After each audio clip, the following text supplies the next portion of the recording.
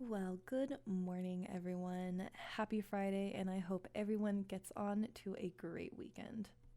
It is your future favorite dark novel writer, Ali Ryerson here, coming at you with our very first podcast episode.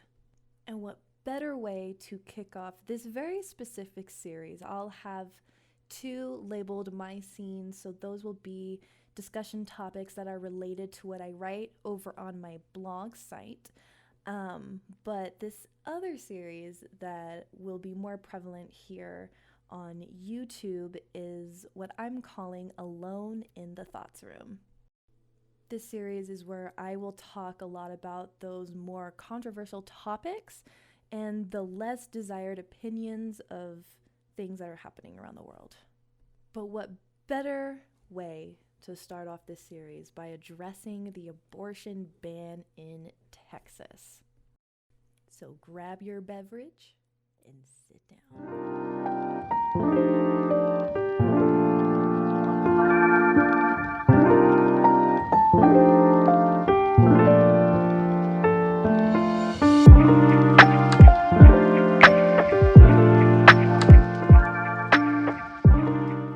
Start off by saying, how fucking ironic can we get?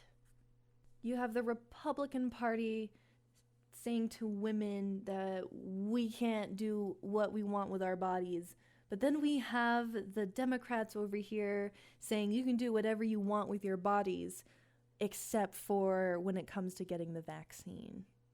What is going on here? Now, I am more of a classical liberal, which is one of the branches coming away from being a libertarian. And I believe we could build the best economy in this entire world if we just sat down and chose facts over feelings more and took ideas from both sides to build the perfect economy. We are already so close to being revered around the world. We need to stop bickering amongst ourselves. And I think we should start with allowing people to have our natural rights towards things. And part of having our natural rights is allowing people to choose what they want with their bodies. Now, I know this is a very fine-lined thing when it comes to having that right, and they were so close to having it be the perfect compromise between women still having their rights and abiding by the facts of biology. So he chose 6 weeks because of the very small, teeny, tiny, little slim chance that a heartbeat will be picked up. Hardly through an ultrasound, and especially not through a stethoscope. At 6 weeks, you will not hear it. Can anybody guess why? I'm glad you asked. I will tell you. It is because the fetus's heart is not fully developed yet. In fact, it is not fully developed until 10 weeks. And that is where the Texas governor fell short on creating the perfect bill. That and not allowing special cases in terms of rape and incest. But if you actually look at the numbers on that, it is less than 5%. Both of those things combined equals less than 5% on why women go in and get an abortion. But not until the aorta and pulmonary vein fully developed will it be extremely difficult to detect a heartbeat until then, which happens at 10 weeks. And that gives women the appropriate amount of time to make the decision that they need. Because a decision like this, the majority of women don't make willy-nilly. They sit down and they analyze their situation and they really try to figure out if raising a child is within their means. And most of the time, it's not. And that is what women go in to have an abortion for, because they are not financially ready. Playing devil's advocate, though, 6 weeks could be enough time if women were that responsible. Unfortunately, especially the generation before me, those early millennial babies, we are in a culture of not taking responsibility for ourselves or for our actions. We are very quick to put that blame on someone else. And when you think about 6 weeks, that's 2 weeks shy of it being 2 months. 2 months where your body is developing that sperm and egg into a fetus and on for it to be a human being. So if you are out here having unprotected sex left and right, it is not going to be a shocker that you become pregnant. And in fact, if you know that there is that potential after having unprotected sex, women should be diligent enough to take care of it before it gets to the decision of abortion. This is where writing down your cycle every month on a calendar so you can keep track of when it could come, because we all know before 25 it could be very irregular, but it still gives you an idea on when you should expect your period to start. But there's also plan B for those who know for a fact they can't support a child. So within those 6 weeks, if you are diligent and you are taking responsibility for your actions appropriately, you can avoid a pregnancy and avoid getting an abortion coming from the reasoning of not being ready.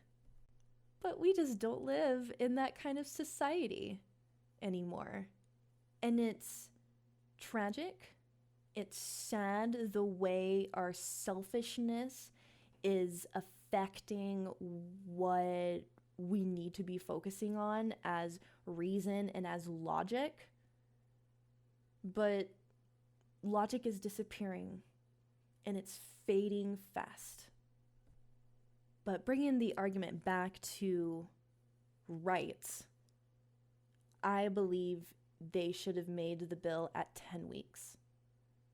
Because definitely within that over 2 month span, you will know that you did not get your period.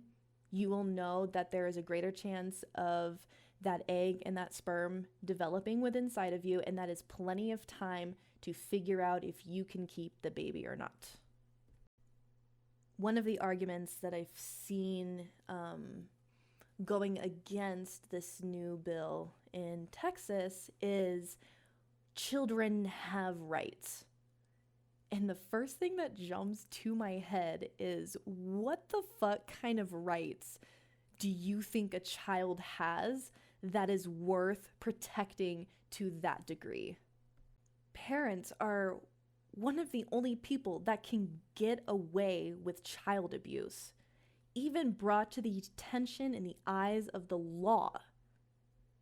A mother is more likely to be granted the rights of her child more so than the court taking away that child from neglect. Isn't that sad? Especially when some states have those mother bills where they will cater the rights of a mother over a father's. And I know that to be the case here in Arizona. And even among some of the women that I know, I don't call as friends or even as acquaintances, but scenarios from what other people have told me, and knowing some of these women just in passing by, that even if you are an unfit mother, the child being with said mother is better than putting the kid in foster care. And that is where we need to fix everything. Putting abortion bans in all the states is not going to solve all of these things that we need to be looking at instead. It's just adding and creating more problems. So when you speak of these child's rights, I don't know what the fuck you're talking about. If children had rights, we would be able to name ourselves. If children had rights and we were in fact separate entities from our parents from the start, we shouldn't be allowed to name our kids Junior or the second or the third or the fourth, because that is not giving them an identity they can call their own. That is the parent forcing, in a lot of cases, their father's own identity onto their child, which to me is wrong. And I knew one person who, as soon as they turned 18, they changed their name from their dad's. Because more often than not, a lot of these fathers who are so quick to name their exact name onto their child, they're suffering from a God complex of some sort. And I will take it as far as saying it is a very legal way to control someone and to make sure you can keep that control throughout their life. Because we all know that's another thing. You can name your kid whatever you want. There are no laws against what you can name your kid. You can name your kid Febreze Jr. if you want to. So taking that into account, as well as kids not even being 9 months old when they're born, right? If life happens the moment the sperm kisses the egg, why aren't we being born 9 months old? It's because that's not logical and that's not the way it works. And then even after all of that, all that said is done, they're getting to the age where they can have their own room. You won't give your kid the preference on which room they want to go in.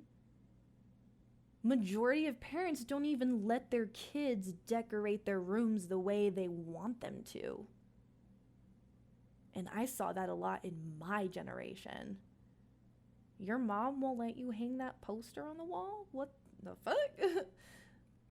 And then we all know that legally we are not our own person until we turn 18. So when you say, oh, what about children's rights? I don't know what the fuck you're talking about. Because it also doesn't exist. Children don't have rights. There's no humanitarian thing that you can say for me to believe that is the case. At the end of the day, when it comes down to it, all I'm hearing is excuses to avoid the actual problems within our system when it comes to a woman deciding on whether or not she wants to get an abortion. It's coming from a lack of experience, financial security, and education. All those people who are pro-birth are not pro-life. And the people who are pro-choice see the value in being pro-life but not pro-birth, because we also believe that we need to be teaching sex education at a much early age. We need to be really talking about what a toxic relationship looks like, what a healthy relationship looks like at a much younger age. And we need to stop demonizing young people for having sex.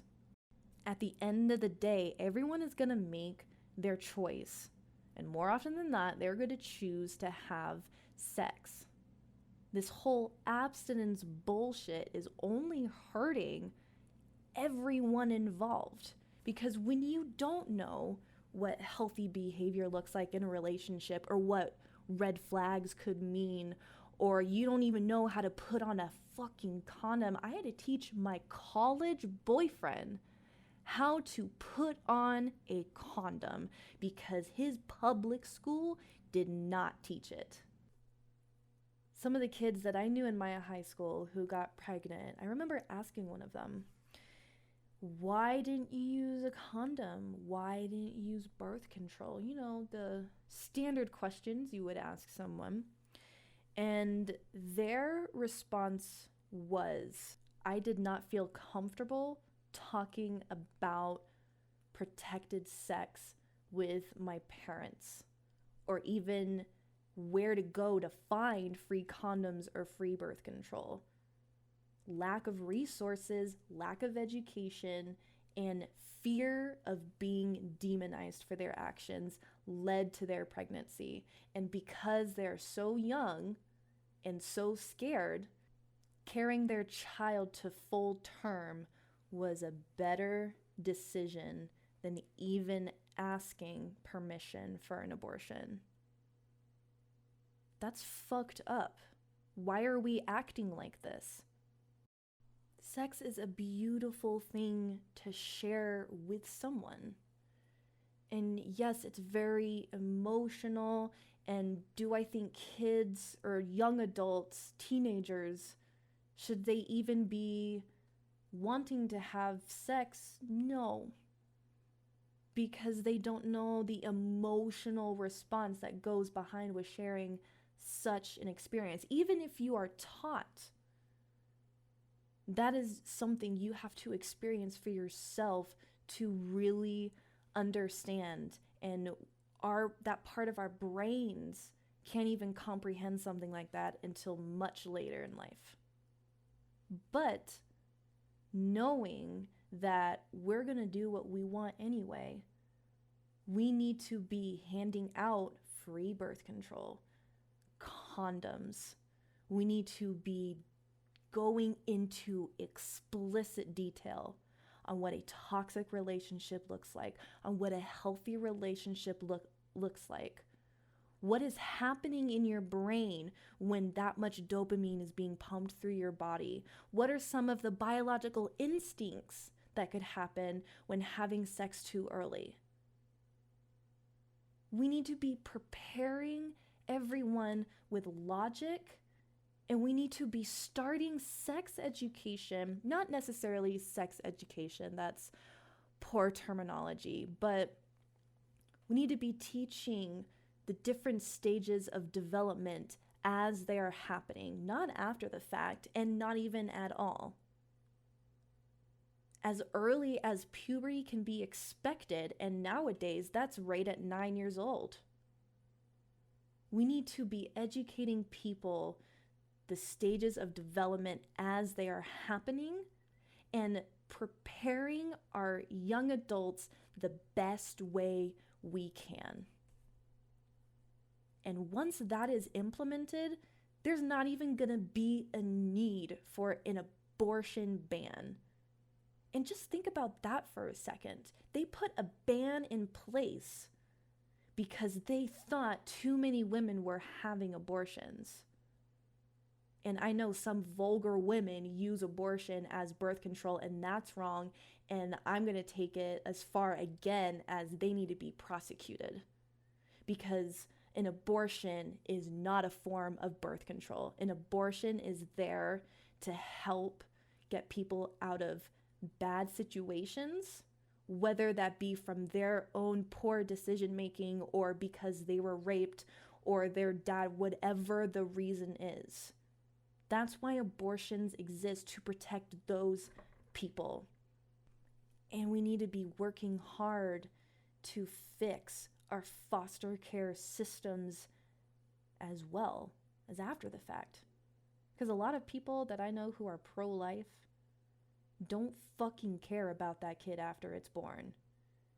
If the person who's walking into that abortion clinic to get an abortion, their reasoning is, oh, my dad rapes me every single night. This is going to be his kid. And if I bring it into the world without saying anything, then the kid is going to grow up around my dad. And there's a really high chance that my dad is going to do the same thing to this kid, especially if it's a specific gender. So I need to protect myself and not create that dysfunction and not continue to contribute to that dysfunction. That pro-lifer is going to look at you and say tough shit. That's fucked up too. Why would you want to purposely put a kid in a bad situation just to protect whatever opinion you have? Because being pro-life is very religious and very opinion-based. It's not based on facts, biology, or logic. It's just an opinion, and we need to not create bills based on opinions and based on religious views. And I'm going to tell a little personal story that I found so fucking disturbing on what this person was telling me. But some years ago, when I was working on a cruise ship as a fine dining steward, my roommate, she was young, I'll give her that. She was younger than me, and her views were very ignorant. But she was sitting there telling me with a straight face that a woman's strength is defined in the moment on whether or not she decides to keep her rape child. She fully believes that if you can do that, you are a strong woman. And that if you choose to get an abortion because you were raped, well, then you are the weakest woman. And it scares me to think about that more people have this type of view. And it's a very religious view because in the Bible, the men are not scolded for raping women. In fact, they tell the women they need to take that experience and try to empower themselves further. That's fucked up and completely wrong. When are we gonna start holding men accountable for anything? Is there ever going to be a day in my lifetime, am I going to see bills being passed to hold men responsible for their actions? Probably not.